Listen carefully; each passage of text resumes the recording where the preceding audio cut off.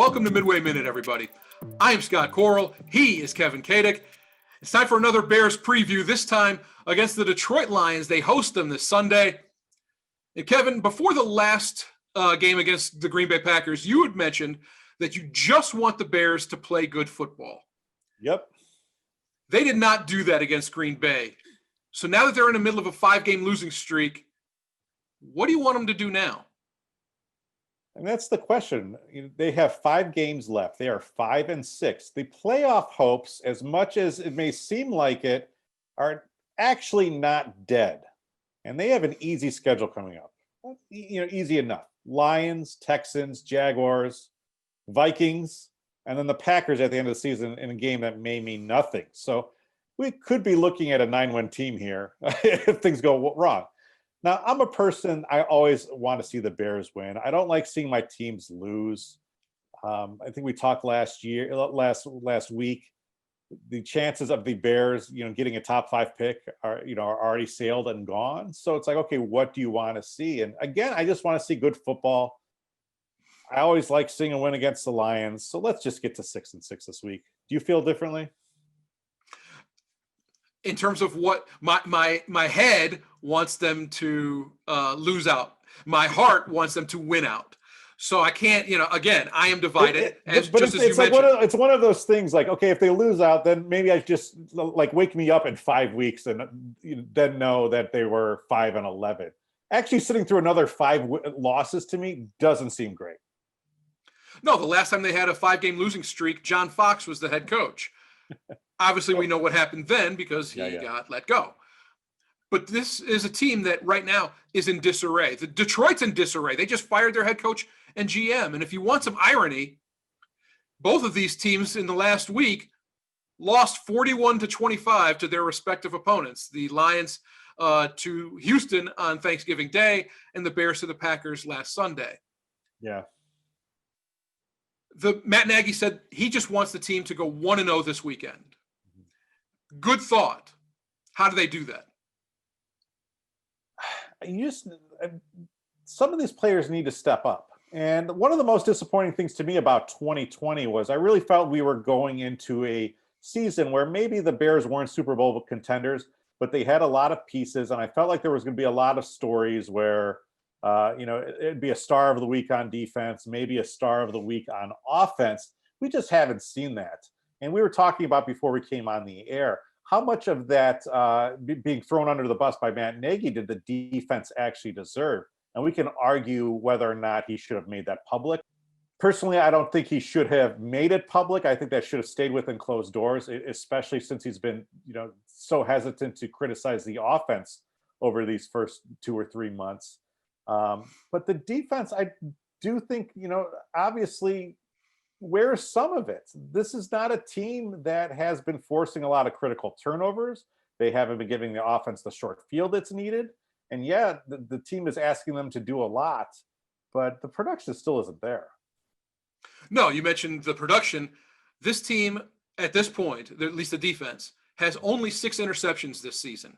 Crazy. That's not many. Last year they had 10, and in 2018, when they went to the playoffs, they had 27 interceptions.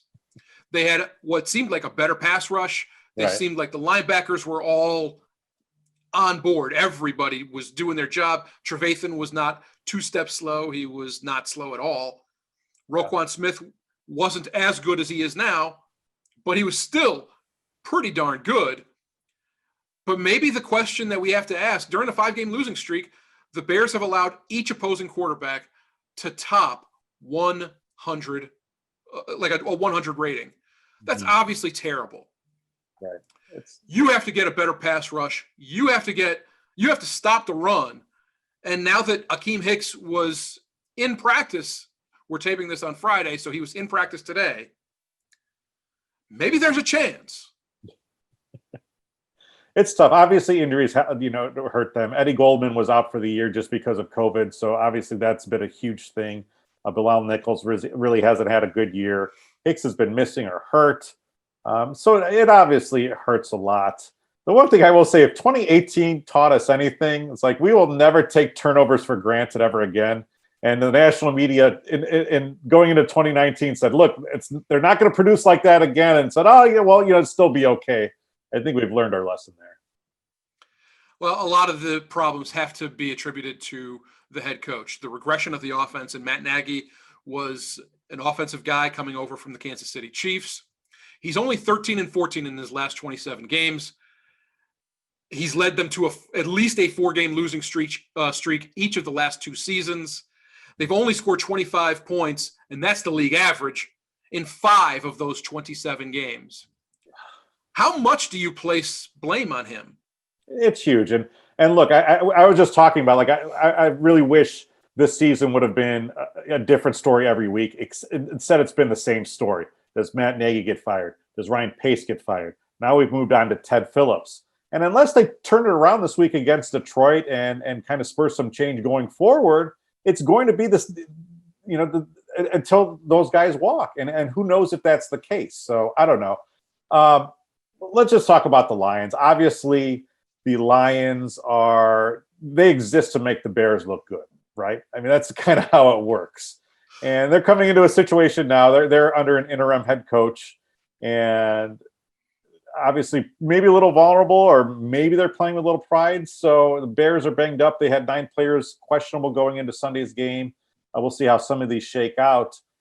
Are you going to predict another loss for the Bears, or are you just going to chalk up a W because they're playing Detroit? No, I think this is a much different situation.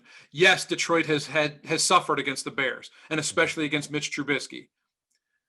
But now this is a wounded Lion, and they are much more dangerous.